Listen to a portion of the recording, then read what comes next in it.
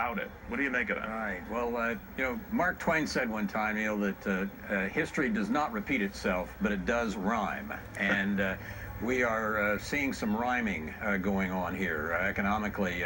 Illinois can't pay its bills. That's right. A number of the European countries can't pay their bills. They are behaving very much the way Germany and some other states did in the 1920s and the 1930s.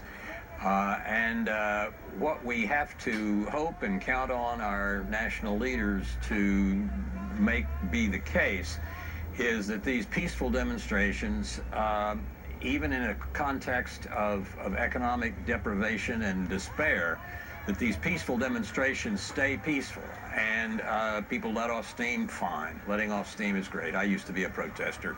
I think that it's, we have to be very careful. For example, President Putin is likely to be very tough in these negotiations, and President Trump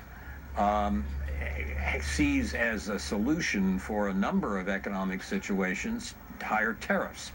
Well, if you look back in time again, history rhyming, high tariffs in the form of the Hawley Smoot tariff didn't work very well. Yeah, that triggered a depression. But you touched on something, Ambassador, I think that was brilliant, as you typically do, linking what's going on in Illinois. You could extend it to a couple of other states that have been in financial duress. New Jersey comes to mind, Maine comes to mind, a host of others that are facing vast unfunded liabilities.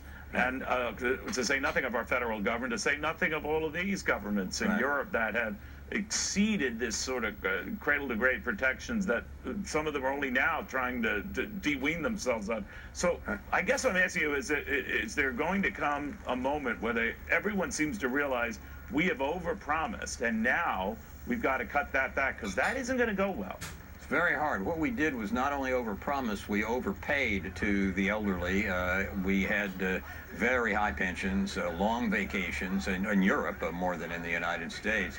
That has produced a situation in which now current taxpayers have to pay for that. And as I said, this is more of a European problem than it is an American problem, but we see it too in Illinois and so forth. Right. All right, Ambassador, thank you very, very much. Now you'll begin to see what we're trying to put together for you here, a common theme.